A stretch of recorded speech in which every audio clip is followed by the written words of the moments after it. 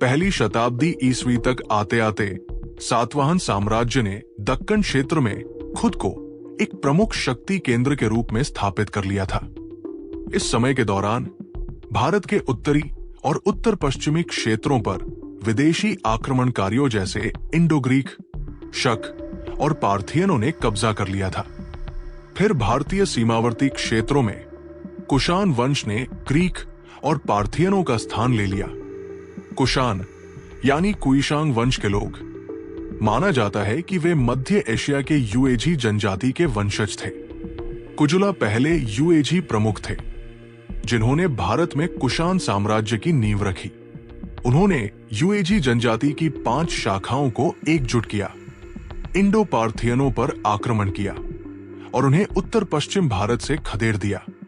प्राचीन भारत के कुछ क्षेत्रों को जीतने के बाद कुजुला भारतीय सीमावर्ती क्षेत्रों के एकमात्र शासक बन गए। उनका साम्राज्य फारस की सीमाओं से लेकर झेलम नदी के तटों तक फैला हुआ था। काबुल इस साम्राज्य की राजधानी थी। उनके सैन्य अभियानों ने कुषाणों को एक शक्तिशाली साम्राज्य के रूप में स्थापित कर दिया, जिसमें काबुल प्रारंभिक राजधानी बनी। कुजुला के उत्तराधिकारी विमा कड़फिसेस ने साम्राज्य को नई ऊंचाइयों तक पहुंचाया। वे केवल एक विजेता ही नहीं, बल्कि कुशल प्रशासक और आर्थिक सुधारक भी थे।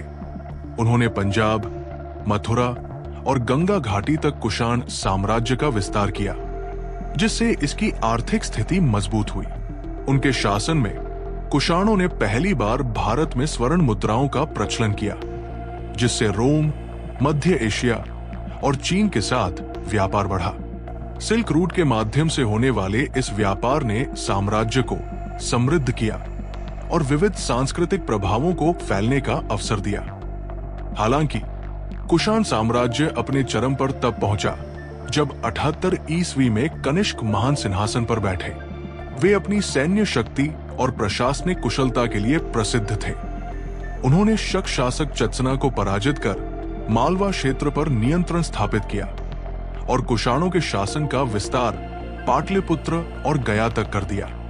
अपने विशाल साम्राज्य को सुचारू रूप से चलाने के लिए कनिष्क ने 2 राजधानियां स्थापित की, एक पेशावर में और दूसरी मथुरा में। कनिष्क केवल एक महान योद्धा ही नहीं, बल्कि कला और संस्कृति के संरक्षक भी थे। उन्होंने बौद्ध धर्म के प्रसार में महत्वपूर्ण भूमिका निभाई और कश्मीर में चौथी बौद्ध परिषद का आयोजन किया, जिसमें बौद्ध धर्म को थेरवाद और महायान नामक 2 प्रमुख संप्रदायों में विभाजित किया गया। उनके शासनकाल में गांधार कला शैली का विकास हुआ, जिसमें भारतीय कला परंपराओं के साथ यूनानी, रोमन और मध्य एशियाई प्रभावों का मिश्रण देखने को मिला।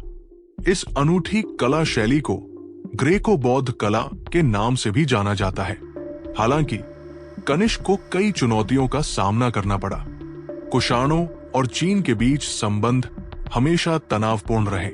जब कनिष्क ने चीनी सम्राट को विवाह प्रस्ताव भेजा और उसे अस्वीकार कर दिया गया, तो उन्होंने चीन पर आक्रमण कर दिया। लेकिन ये युद्ध असफल रहा और कुषाणों को चीन को भारी कर देना पड़ा। समय के साथ आंतरिक अस्थिरता और निरंतर युद्धों ने कनिष्क की सेहत पर असर डाला। उनके सैनिक भी निरंतर युद्ध से थक चुके थे और अंततः जब कनिष्क गंभीर रूप से बीमार थे, तब उनकी हत्या कर दी गई। कनिष्क की मृत्यु के बाद उनके उत्तराधिकारी साम्राज्य की पुरानी महिमा को बनाए नहीं रख सके। अंतिम प्रमुख कुषाण शासक वासुदेव प्रथम थे, जिन्होंने सत्ता को मजबूत करने का प्रयास किया।